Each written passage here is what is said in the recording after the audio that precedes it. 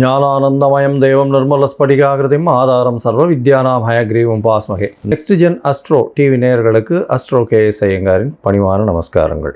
சனி வக்ரம் 15/7/2026 30/11/2026 வரலும் உண்டான காலகட்டத்தில் சனி பகவான் வக்கரமாகிறார்.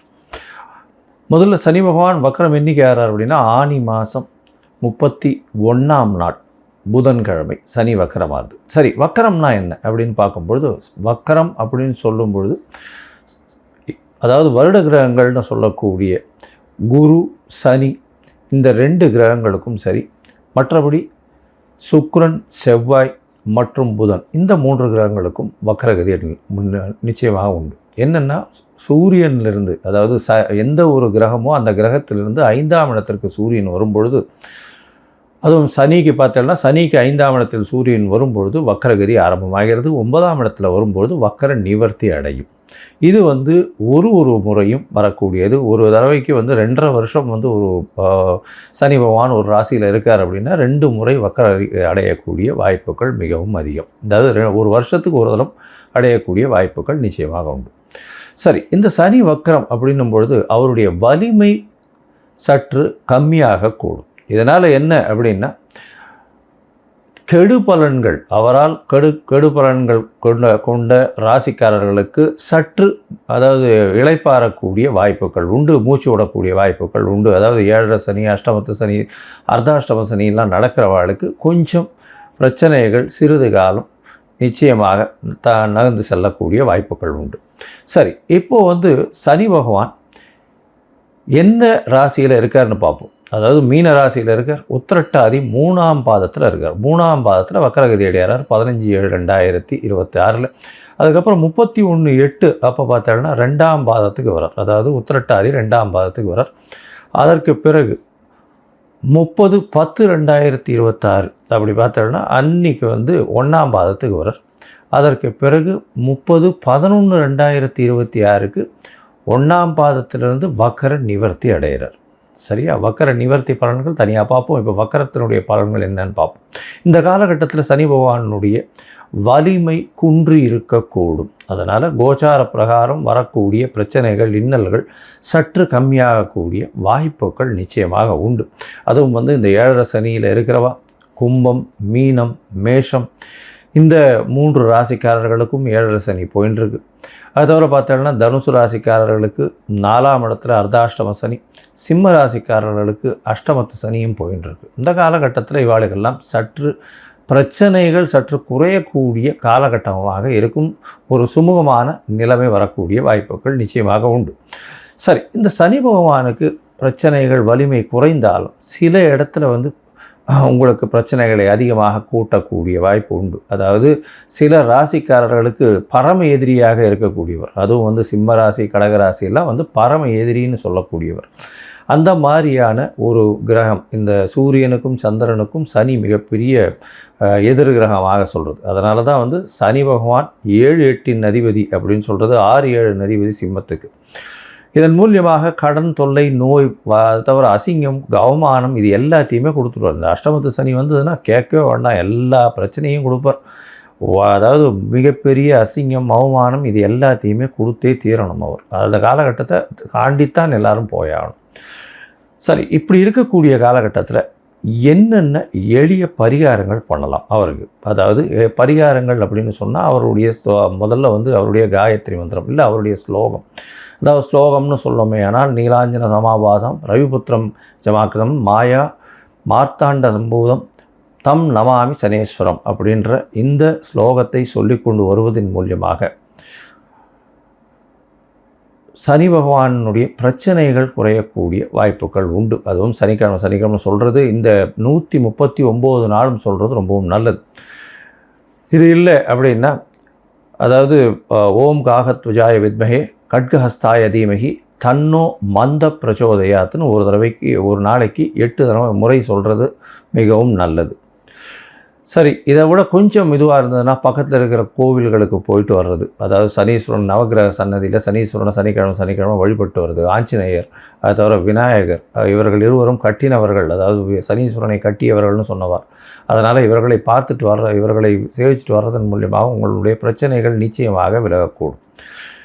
இது தவிர பார்த்தீங்கன்னா சனி பகவானுக்கு உண்டானது எள்ளு. காகத்திற்கு சாதம் போடுறது, அதுவும் சனிக்கிழமை அன்றைக்கி சுடசாதம் போடுறது மிகவும் விசேஷம். அதற்கு பிறகு நீங்கள் அன்னம் புசிப்பது ரொம்பவும் நல்லது. காகத்துக்கு சாதம், தயிர் சாதம் சனிக்கிழமை கொடுக்கறது, தானம் கொடுக்கறது, வேஷ்டி அங்கவஸ்திரம் கோவில் குருக்களில் வாழுகள்லாம் அந்தணர்களுக்கு கொடுக்கறது, அது தவிர இரும்பு சம்பந்தமான விஷயங்கள் தானம் கொடுக்கறது, லெதர் அதாவது தோல் சம்பந்தமான அந்த விஷயங்கள் தானம் கொடுக்கறது, கீழ்த்தட்டு மக்களுக்கு சாப்பாடு உணவு கொடுக்கக்கூடியது, இதெல்லாம் பண்ணிட்டே வந்தாலே. அதே மாதிரி சீனியர் சிட்டிசன் ஹோமில் போய் உங்களால் முடிஞ்ச தானம் பண்ணுறது, இதெல்லாம் சனி பகவானுக்கு உண்டான பரிகாரங்கள் அப்படின்னு சொல்லக்கூடியது. எளிய பரிகாரங்கள் உங்களால் முடிஞ்சது நீங்கள் என்ன பண்ண முடியுமோ அது டெஃபினட்டாக பண்ணலாம். இது தவிர பார்த்தாலேனால் சனி பகவானை பொறுத்தவரை அவர் நல்ல ஒரு ஏற்றத்தை கொடுப்பார். உங்களுக்கு அந்த சனி பகவான் குருவினுடைய பார்வையிலையோ நல்ல சுபர்களுடைய பார்வையிலையோ இருந்தால் நல்ல ஒரு ஏற்றத்தை கொடுப்பார். இப்போ பார்த்தோம்னா குருவினுடைய பார்வையில் இருக்கிறதுனால மிகப்பெரிய ஏற்றத்தையும் மாற்றத்தையும் ஒருத்தருடைய வாழ்க்கையிலையும் நிச்சயமாக கொடுப்பார். இந்த காலகட்டத்தில் சனி பகவான் கர்ம காரகன்னு சொல்கிறவர், அதை தவிர ஆயுள் காரகன்னு சொல்கிறவர். அதாவது உங்களுடைய தொழில் எல்லா விஷயத்துக்கும் முதல்ல அந்த சனி பகவான் வந்தார்னா 7 அஷ்டமம் அர்த்தாஷ்டமம் வந்ததுன்னா முதல்ல வேலையில் பிரச்சனை வரும், பண வரவுக்கு பிரச்சனை வரும். இது எல்லாமே இல்லாமல் இந்த காலகட்டத்தில் எளிய முறையில் நீங்கள் பயன் பெறணும் அப்படின்னா அவருடைய காயத்ரி மந்திரம், அவருக்கு இந்த நெய், அதாவது இந்த எண்ணெய் எள்ளில் எடுக்கப்பட்ட எண்ணெய், அதாவது ஜிஞ்சிரி ஆயில் சொல்கிறோம் இல்லையா, நல்லெண்ணெய் எடுத்து நல்ல செக்கில் ஆட்டு நல்லெண்ணெய் கொண்டு போய் தானமாக கொடுங்கோ, இல்லை கோவிலுக்கு விளக்கு ஏற்றுறதுக்கு கொடுத்துட்டு வாங்கோ. அது உங்களுக்கு நல்ல ஒரு ஏற்றத்தை நிச்சயமாக கொடுக்கும். சரி, இப்போது மேஷம் முதல் மீனம் வரை ஒரு ராசியாக சனியினுடைய வக்ரம் எந்த மாதிரியான விளைவுகளை தரும் அப்படின்றத பார்ப்போம். அதற்கு முன்னாடி என்னுடைய மொபைல் நம்பர் கீழே ஸ்க்ராலிங்கில் போயின்ட்டுருக்கோம். உங்களுக்கு அஸ்ட்ராலாஜிக்கல் கன்சல்ட் தேவைப்பட்டதுன்னா எனக்கு ஃபோன் பண்ணுங்க. உங்களுக்கு வேண்டிய அதாவது அஸ்ட்ராலாஜிக்கல் கன்சல்ட் கொடுக்குறேன். அதுக்கு முன்னாடி என்னுடைய என்ன பேமெண்ட் கட்டணும், என்ன எடுத்துக்கணும், அப்பாயின்மெண்ட் எப்படி எடுத்துக்கணுன்றதையும் சொல்கிறேன். அது பேமெண்ட் கட்டிவிட்டு யூடிஆர் நம்பர் ஷேர் பண்ணிவிட்டு உங்கள் அப்பாயின்மெண்ட்டையும் எடுத்துகிட்டு அதுக்கேற்ற மாதிரி நம்ம அதை பற்றி பேசலாம். சரி, இப்போ மேஷம் முதல் மீனம் வரை சனி வக்ரம் எப்படி இருக்குதுன்னு பார்ப்போம். கும்பம், அவிட்டம், சதயம், பூரட்டாதி, இந்த 3 நட்சத்திரம் 9 பாதங்களை கொண்ட ராசி. ராசியின் அதிபதி சனி. 2ஆம் இடத்துல உங்களுக்கு 7.5 சனி நடக்கிறது. 2ஆம் இடத்துல சனி பகவான் இருக்கார். 2ஆம் இடத்துல இருந்து அவர் வக்கரகதி அடைகிறார். அதனால் பேச்சில் ரொம்ப ஜாகிரதையாக இருக்கிறது நல்லது. ஏன்னா பேசும்பொழுது நிச்சயமாக தவறாக புரிந்து கொள்ளக்கூடிய வாய்ப்புகள் நிச்சயமாக உண்டு. சரி, எதுக்கும் ஒரு கேஷுவலாக பேசுகிறேன்னு சொல்லி பேசி அதில் போய் வம்பில் மாட்டிக்கிறது அந்த அளவு விசேஷம் கிடையாது. பொறுமையாக இருக்கிறது நல்லது. யாகாவாராயினும் நாகாக்கன்னு சொன்ன மாதிரி யாராக இருந்தாலும் பேசக்கூடியதை ரொம்ப ஸ்ரத்தையோடு பேசுகிறது ரொம்பவும் நல்லது. இந்த கும்பராசிக்காரர்களுக்கு 2ஆம் இடத்தில் பாத சனி நடக்கிறது. பாத சனி வக்கரகதியில் இருக்கிற சனி பகவான். பண வரவருக்கு பஞ்சம் இருக்காது. பணம் நிச்சயமாக வரும். ஆனால் பேச்சின் மூலியமாக குடும்பத்தில் சிறு சலசலப்பு வரக்கூடிய வாய்ப்பு உண்டு. பேசும்பொழுது பார்த்தீங்கன்னா நீங்கள் பேசுகிறது அடுத்தவா தவறாக புரிந்து கொள்ளக்கூடிய காலகட்டமாக இருக்கும். அதோடு பார்க்கும்பொழுது குடும்பத்தில் நிச்சயமாக பின்னடைவு ஏற்படக்கூடிய வாய்ப்புகள் நிச்சயமாக உண்டு. என்னென்னா நீங்கள் சொல்லக்கூடிய விஷயத்தை சரியாக புரிந்து கொள்ளாமல் அதில் மேலும் மேலும் பிரச்சனைகள் வரக்கூடிய காலகட்டமாக அமைப்போகிறது.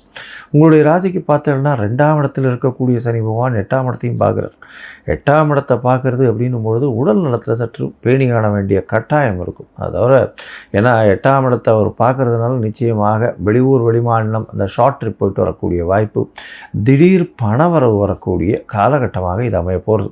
அதோடு பார்த்தீங்கன்னா உங்களுடைய ராசிக்கு 8ஆம் இடத்தை பார்க்குறதுனால கோர்ட்டு, வம்பு, வழக்கு இதிலெல்லாம் சம்பந்தப்பட்டு இருந்தீர்களேயானால் அதில் பிரச்சனைகள் வரக்கூடிய வாய்ப்புகள் உண்டு. உங்களுக்கு பின்னடைவு சற்று இருக்கக்கூடிய வாய்ப்புகள் நிச்சயமாக இருக்கும்.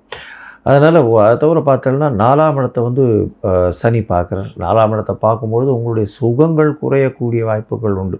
அலைச்சல் கொஞ்சம் அதிகமாக இருக்கக்கூடிய வாய்ப்பு. படிக்கக்கூடிய மாணவர்களுக்கு நிச்சயமாக மனக்லேசங்கள் இருக்கும். எந்த ஒரு விஷயத்தையும் மனசில் வந்து ரொம்ப ஸ்ட்ராங்காக வாங்கி அதை ரீப்ரொடியூஸ் பண்ண முடியாது. அதனால் ஞாபகம் மறதி கொஞ்சம் அதிகமாக இருக்கக்கூடிய வாய்ப்புகள் இந்த காலகட்டத்தில் இருக்கும். அதனால் ஒரு தடவைக்கு 10 தரம் படிக்கிறது ரொம்பவுமே நல்லது. இதை தவிர பார்த்தீங்கன்னா உங்களுடைய ராசிக்கு 11ஆம் இடத்தை சனி பார்க்குறது. அதனால் பண வரவுக்கு நல்லபடியாக இருக்கும். தொழிலில் வந்து நல்ல ஏற்றம் இருக்கும். இருந்தாலும் தொழிலில் உங்களுக்கு கூட வேலை செய்கிறவனே உங்களுக்கு எதிரியாக இருப்பான். உங்களுக்கு கூட வேலை செய்கிறவனே உங்களை பிரச்சனையை கிரியேட் பண்ணி விடுவான். இதெல்லாம் நிச்சயமாக நடக்கும். அதனால் கொஞ்சம் ஜாக்கிரதையாக பொறுமையாக இருக்கிறது ரொம்பவுமே நல்லது. 11ஆம் இடத்தை சனி பார்க்கறதுனால கண்டிப்பாக லாபங்கள் நிச்சயமாக இருக்கும். லாபங்கள் கண்டிப்பாக இருக்கும். அதை பற்றி கவலைப்பட வேண்டாம். இருந்தாலும் மூத்த சகோதரர்களோட சற்று பின்னடைவு, பேச்சில் பின்னடைவு இருக்கக்கூடிய வாய்ப்பு இருக்கும். அவர்களோட வந்து பிணக்கு இருக்கக்கூடிய வாய்ப்புகள் உண்டு. அதோடு பார்த்தீங்கன்னா இந்த 2வது திருமணத்துக்கு பார்த்துட்டு இருக்கவாளுக்கு இந்த காலகட்டத்தில் அமையிறது கஷ்டம். உடல் நலத்தை ரொம்ப ஜாக்கிரதையாக பார்த்துக்கோங்க. தூக்கம் கலையக்கூடிய வாய்ப்புகள் உண்டு. வெளியூர் வெளிமாநிலம் பிரயாணம் செய்யக்கூடிய வாய்ப்புகள் உண்டு. சரி, மொத்தத்தில் பார்க்கும்பொழுது இந்த கும்பராசிக்காரர்களுக்கு இந்த 15/7/2026 30/11/2026 வரலும் உண்டான காலகட்டத்தில் உங்களுடைய பேச்சில் ரொம்ப கவனமாக இருங்கோ. உடல் நலத்திலையும் கவனமாக இருங்கோ. குடும்பத்தில் சற்று அமைதி குலையக்கூடும். படிக்கக்கூடிய மாணவர்களுக்கு சற்று பின்னடைவு இருக்கக்கூடிய வாய்ப்பு உண்டு. ஒரு தடவைக்கு 10 தரம் படிக்கணும். மனசில் நிற்காது. மறதி அதிகமாக இருக்கும். எந்த ஒரு கான்சன்ட்ரேஷனும் இருக்காது. எடுத்த காரியங்களில் தடை இருக்கா மாதிரியே ஒரு சைக்கலாஜிக்கல் ஃபீலிங் இருக்கும். உடல் நலத்தில் ரொம்ப ஜாகிரதையாக இருக்கும். அதாவது வெளியூர் வெளிமாநிலம் வெளிநாடு சென்று வரக்கூடிய வாய்ப்பு உண்டு. கோர்ட்டு கேஸு வம்பு வழக்கு ஏதாவது வந்ததே ஆனால் அது கோர்ட்டில் இருந்ததே ஆனால் அது உங்களுக்கு பின்னடைவை நிச்சயமாக கொடுக்கும். தொழிலில் வந்து அதீதமான லாபங்கள் கிடைக்கக்கூடிய வாய்ப்புகள் உண்டு. இருந்தாலும் உங்களுடைய கூட்டாளிகளை நம்ப வேண்டாம். எந்த கூட்டாளிகளையும் கொஞ்சம் ஜாகிரதையாக இருக்கிறது நல்லது. உங்களுடைய வேலை செய்கிற ஸ்டாஃப்ஸையும் வந்து அந்த அளவுக்கு நம்ப வேண்டாம். ஜாகிரதையாக இருக்கிறது ரொம்பவுமே நல்லது. உங்களுடைய ராசிக்கு பார்த்தீங்கன்னா உடல் உழைப்பு கொஞ்சம் அதிகமாகவே இருக்கக்கூடிய காலகட்டம். தூக்கம் கெடக்கூடிய வாய்ப்புகள் உண்டு. வெளியூர் வெளிமாநிலம் சற்று போயிட்டு வரக்கூடிய வாய்ப்புகள் இந்த காலகட்டத்தில் நிச்சயமாகவே இருக்கும். உங்களுடைய ராசிக்கு பார்த்தாலேயானால் அதாவது பாக்கியங்கள் வெளிநாடு போய் படிக்கக்கூடிய யோகங்களை சற்று தாமதித்து கொடுப்பார். இந்த காலகட்டத்தில் பார்த்துருந்தீங்கன்னா நிச்சயமாக கிடைக்கும். ஆனால் சற்று தாமதமாய் கிடைக்கக்கூடிய வாய்ப்புகள் உண்டு. அதோடு பார்க்கும்பொழுது உங்களுடைய பார்ட்னர்ஷிப் பிஸ்னஸில் சற்று பின்னடைவு வரக்கூடிய வாய்ப்புகள் உண்டு. ஏன்னா பார்ட்னர்ஷிப் பிஸ்னஸில் பார்ட்னரை வந்து ரொம்பவும் பிலீவ் பண்ணாதீங்க. அதனால் கொஞ்சம் ஜாகிரதையாக பொறுமையாக இருக்கிறது நல்லது. பண வரவிற்கு எப்பொழுதுமே பஞ்சம் இருக்கக்கூடிய வாய்ப்புகள் இல்லை. அதுவும் வந்து இந்த கும்பராசிக்காரர்கள் பொதுவாக அந்த அரசியல் தலைவர்கள், மருத்துவம், அதை தவிர வந்து இந்த இரும்பு சம்பந்தம், கரு நீல மண், பூமிக்கு அடியில் உண்டான சுரங்கங்கள், இது போன்ற அதெல்லாம் வந்து இரும்பு சம்பந்தமான லெதர் சம்பந்தமான வியாபாரங்கள் செய்பவர்களுக்கெல்லாம் ஒரு பெரிய மாற்றங்கள் இருக்கும். அதை தவிர இந்த கச்சா எண்ணெய்ன்னு சொல்லக்கூடியது இதெல்லாம் வந்து ஒரு பெரிய மாற்றத்தை கொடுக்கக்கூடிய காலகட்டமாக அமையப்போகிறது. உங்களுடைய தசாபுக்தி அந்தரம் சூக்ஷ்மம் அந்த அளவுக்கு இல்லை அப்படின்னா நீங்கள் சிவன் கோவிலில் வந்து வடகிழக்கு மூலையில் அதாவது வடகிழக்கு மூலையில் பார்த்தாலேயானால் உங்களுக்கு கால பைரவர் இருப்பார். கால பைரவர் சனி பகவானினுடைய குருநாதர்னு சொல்லக்கூடியவர். அதனால் கால பைரவரை போய் சேவிச்சுட்டு வாங்கும். அதே மாதிரி தேய்பிறை அஷ்டமியில் போய் கால பைரவரை சேவிச்சுட்டு அவருக்கு ஒரு அர்ச்சனையை பண்ணிட்டு வாங்க. உங்களுக்கு வரக்கூடிய பிரச்சனைகள் எல்லாமே நிச்சயமாக நீங்கள் கூடும்.